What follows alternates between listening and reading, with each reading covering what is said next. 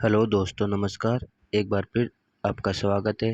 बात कर रहे हैं नए ज़िलों के आधार पर राजस्थान इतिहास, नया टॉपिक।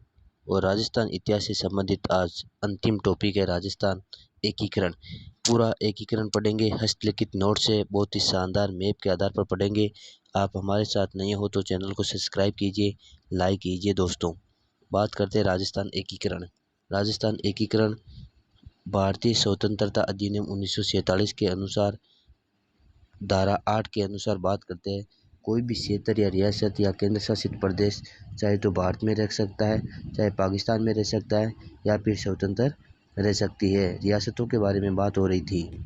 जो रियासती सचिवालय का गठन होता है फिर 5 जुलाई 1947 दिल्ली के अंदर, जिसके अध्यक्ष बनते हैं सरदार वल्लभ भाई पटेल और इसके सचिव बनते हैं वीपी मेनन, जो एक अंग्रेज अधिकारी था।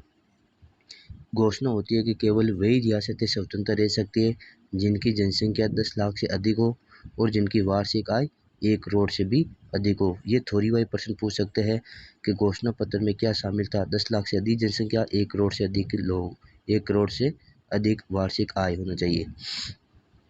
तो ऐसी राजस्थान के अंदर रियासतें, राज्य के अंदर कितनी थी? तो 4 रियासतें थी। कौन कौन सी थी?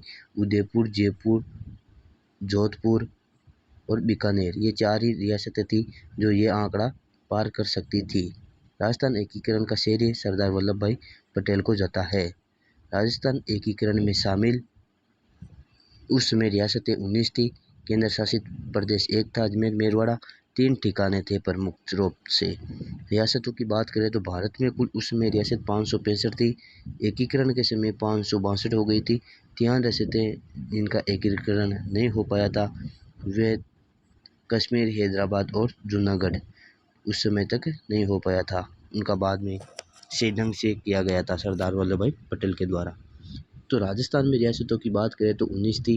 सबसे प्राचीन रियासत कौन सी थी? मेवाड़। 566 ईस्वी में स्थापना हुई थी। सबसे नवीन रियासत थी झालावाड़, 1838 के अंदर बनी थी। क्षेत्रफल के आधार पर बात करें तो सबसे बड़ी रियासत मारवाड़ थी। सबसे छोटी रियासत शाहपुरा थी।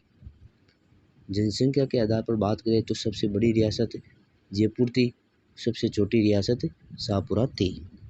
एकमात्र मुस्लिम रियासत थी जो टोंक थी, 1817 में स्थापित हुई थी।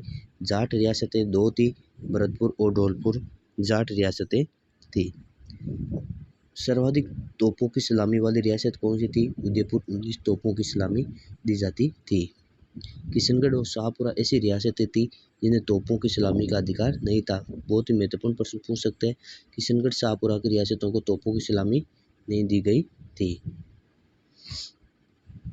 केंद्र शासित प्रदेश की बात करें तो आज़ादी से पहले भारत में 4 केंद्र शासित प्रदेश थे। दिल्ली, एक अपने राजस्थान का अजमेर मेरवाड़ा, एक बलूचिस्तान जो पाकिस्तान में था, एक और कर्नाटक के अंदर था। राजस्थान में एकमात्र केंद्र शासित प्रदेश था अजमेर मेरवाड़ा। अलग विधानसभा जिसकी थी उसका नाम था धारा सभा के नाम से, इसमें 30 सदस्य थे। ये भी प्रश्न पूछ सकते हैं। अजमेर में होने वाली विधानसभा क्या नाम था? धारा सभा थी। मुख्यमंत्री उस समय हरिभाऊ उपाध्याय थे अजमेर के। राजस्थान को 20 श्रेणी राज्य में शामिल किया गया था और अजमेर मेरवाड़ा को सी श्रेणी में शामिल किया गया था। राज्य में ठिकानों की बात करें तो 3 ठिकाने थे, निमराना, कुशलगढ़ और लावा। बात करें इनके शासक की, निमराना के राजेंद्र कुशल, हरेंद्र कुशल था, सबसे बड़ा ठिकाना था। लावा जयपुर रियासत, प्रदीप सिंह सबसे छोटा ठिकाना था। वर्तमान के अंदर लावा टोंक के अंदर आ गया है नए जिलों के आधार पर बात करें तो। बात करें राजस्थान एकीकरण। राजस्थान एकीकरण की बात करें तो बहुत ही शानदार आपको मैप के आधार पर बताया जाएगा। प्रथम चरण 18 मार्च 1948 को मत्स्य संघ के नाम से जाना जाता था। शुरुआत 18 मार्च 1948, समापन 1 नवंबर 1956। समय था 8 वर्ष 7 माह 14 दिन। राजस्थान एकीकरण में चरण थे 7। बात करते हैं राजस्थान एकीकरण प्रथम चरण की। प्रथम चरण की बात करें 18 मार्च 1948 को मत्स्य संघ के नाम से जाना जाता था। नाम दिया था के.एम. मुंशी ने। गठन हुआ था 18 मार्च 1948 को। इसके अंदर विलय में शामिल रियासतें कौन कौन सी थी? 4 रियासतें, एक ठिकाना निमराना था। देखिए निमराना ठिकाना ये अलवर, भरतपुर, धौलपुर और करौली, ये राजस्थान का पूरा मैप है। इसके अंदर ये पूर्वी क्षेत्र वाला भाग था, इसके अंदर शामिल था। अलवर की बात करें तो उस समय शासक थे तेज सिंह, भरतपुर के वरजेंद्र सिंह थे, धौलपुर के उदयमान सिंह थे और करौली के गणेश पाल थे। मत्स्य संघ की बात करें तो वार्षिक आय उस समय 184 लाख, जनसंख्या 18.38 लाख, क्षेत्रफल 12,000 किलोमीटर था। मत्स्य संघ की राजधानी अलवर थी। राज प्रमुख थे उदयमान सिंह, प्रधानमंत्री Shobharam Kumawat, very most question पूछा जाता है ये। उप प्रधानमंत्री जुगल किशोर चतुर्वेदी और गोपीलाल यादव थे। उद्घाटन हुआ था लोहाट किला भरतपुर के अंदर। उद्घाटनकर्ता नरहरि विष्णु गोडगिल ने उद्घाटन किया था। अलवर के तेज सिंह व दीवान एनवी खर्रे को गांधी जी की हत्या के तहत नजरबंद कर दिया गया था। मान सिंह बरजेंद्र का भाई था। जाट झंडा खतरे में ये नारा दिया था। जुगल किशोर चतुर्वेदी दूसरा जवाहरलाल नेहरू के नाम से जाने जाते हैं।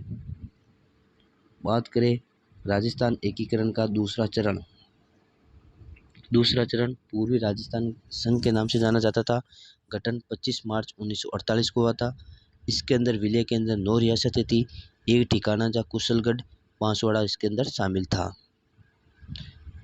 बांसवाड़ा के चंद्रवीर शासक थे, बूंदी के बहादुर सिंह थे, किशनगढ़ के सुमेर सिंह थे, कोटा के भीम सिंह थे, झालावाड़ के हरिश्चंद्र थे, डूंगरपुर के लक्ष्मण सिंह थे, प्रतापगढ़ के प्रताप सिंह ही थे, शाहपुरा के सुदर्शन देव थे, टोंक के मोहम्मद अली थे। ये प्रमुख 9 थे।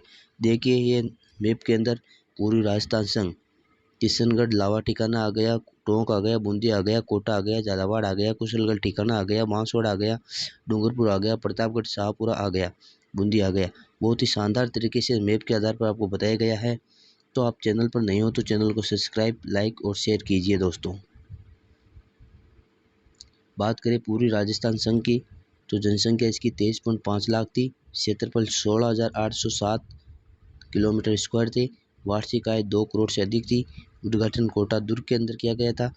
वे भी एनवी गोडगिल ने उद्घाटन किया था। राजधानी कोटा को बनाया गया था। राज प्रमुख की बात करें तो भीम सिंह, उपराज्य प्रमुख की बात करें तो बहादुर सिंह, प्रधानमंत्री गोकुलाल असावा शाहपुरा के थे। विशेषता यही थी कि राजस्थान शब्द का सर्वप्रथम प्रयोग किया गया था। वेरी मोस्ट है, राजस्थान शब्द का सर्वप्रथम प्रयोग कब किया गया था? आज़ादी के बाद दूसरे चरण में किया गया था। चंद्रवीर सिंह बांसवाड़ा, मैं अपने डेट वारंट पर हस्ताक्षर कर रहा हूँ। ये कथन महत्वपूर्ण है, बार बार पूछा जाता है। शाहपुरा रियासत सर्वप्रथम पूर्ण उत्तरदायी शासन की स्थापना शाहपुरा रियासत के अंदर हुई थी। बात करें राजस्थान एकीकरण तीसरा चरण, संयुक्त राजस्थान संघ, गठन 18 अप्रैल 1948। एक रियासत जो उदयपुर को शामिल किया गया था। जनसंख्या 42.60 लाख थे। क्षेत्रफल 29,777 था। वार्षिक आय 3.16 लाख थे। 316 मतलब 3 करोड़ 16 लाख थे। तृतीय चरण मैप के आधार पर देखें तो 18 अप्रैल 1948 संयुक्त राजस्थान के नाम से ये उदयपुर वाला क्षेत्र इसके अंदर शामिल किया गया था। बाकी वही दूसरे चरण वाली रियासतें इसमें थी। और बात करें संयुक्त राजस्थान संघ की तो उद्घाटन सिटी पैलेस उदयपुर में हुआ था।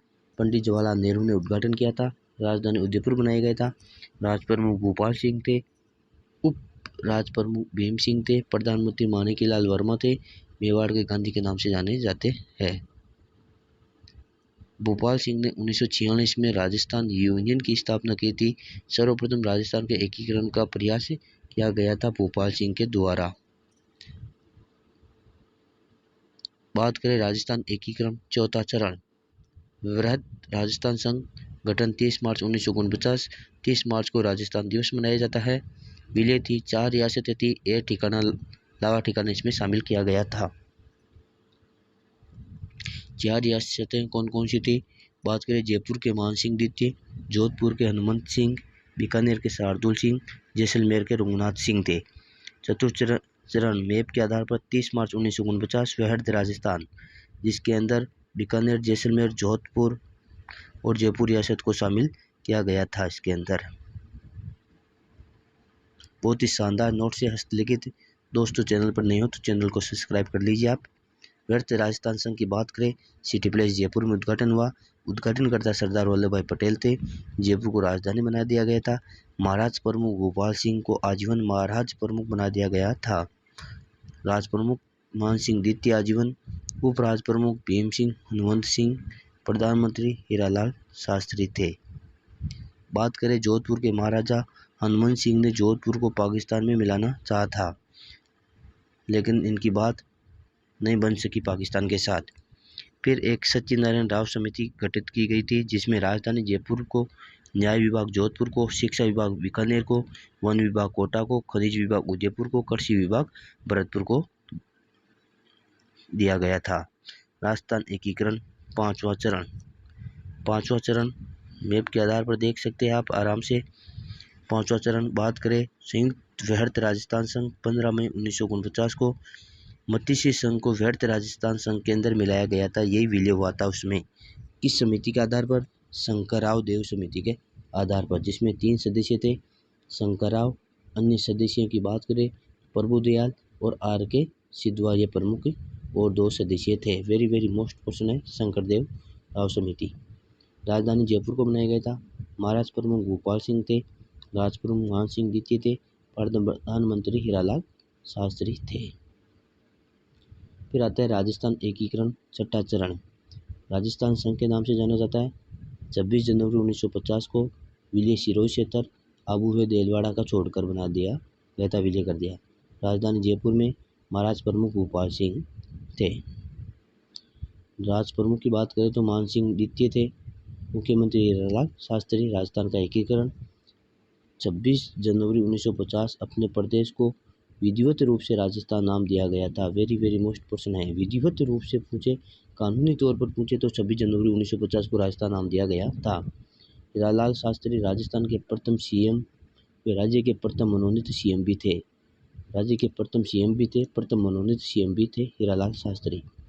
राजस्थान एकीकरण का 7वां और अंतिम चरण की बात करें, वर्तमान राजस्थान के नाम से जाना जाता है।